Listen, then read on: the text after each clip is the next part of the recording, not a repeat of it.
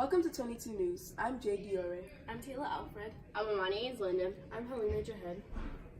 Colorado State University storm experts are looking into the 2019 hurricane season for the Atlantic and are saying there's going to be less of a chance of heavy storm activity than the post 3 years.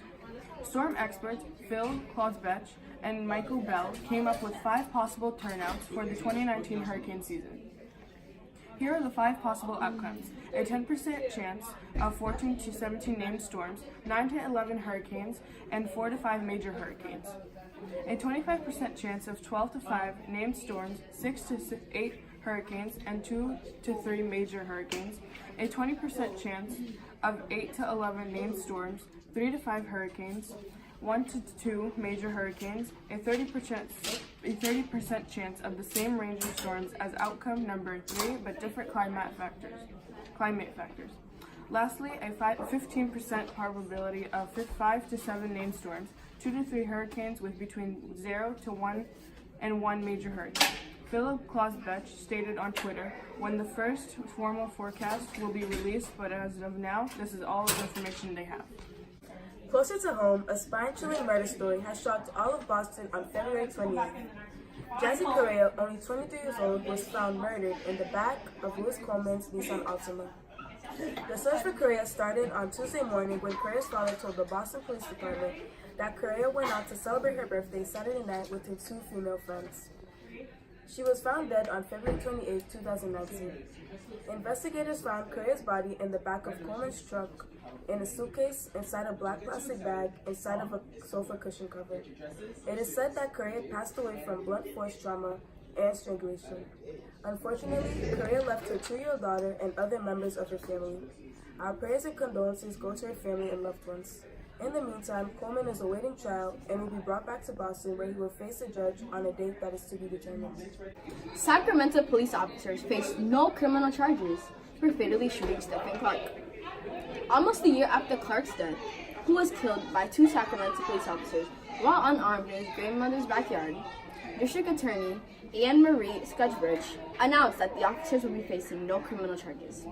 During a news conference, she told the public the evidence the investigators found and talked about the law that governs when police are justified in using deadly force. After explaining all of it to them, she concluded that it was obvious that the officers, Jared Robinette and Terrence Mercado, did not commit a crime. The DA stated that the 2 officers, quote-unquote, honestly, with no hesitation, believed that he had a gun. They fired 20 shots at Clark, hitting him 7 times at least, and then he died on March 18, 2018. Death resulted in many residents calling the district attorney's office, saying that the officers must face criminal charges for what they have done. Clark's mother stated outside of the home where her son was killed, "I don't care if he was a criminal. None of that matters. What matters is how the officers came with lethal force around the corner on a vandalism call after my son was gunned down, when he had nothing but a cell phone in his hand." She feels aggravated, and the police ignored her statement and didn't do nothing to the officers that killed her son. In today's sports news, we will be speaking about the extremely close win for Golden State Warriors, but instead we spoke too soon. Warriors scored 30 points in their first 3 quarters against the Orlando Magic with a score of 11. You'd think it's all downhill from there for the Warriors, but instead they slacked off and lost against the Orlandos, making it their 3rd loss in 4 games. Around the globe, a woman who got fired in 2014 is still fighting for her job back. Her name is Grace Fosu. While in labor, Fosu was fired from her job as a firefighter through the phone.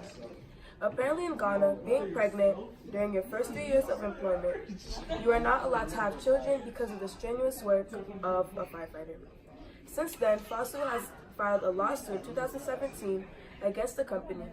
The lawsuit has yet to be responded to, and Fosu is still waiting. Fosu says that losing her job has taken a toll on her marriage, causing frequent fights. Also, it has taken a toll on her identity, because she says that she has lost her identity as a strong, independent woman, and she's contemplated suicide multiple times.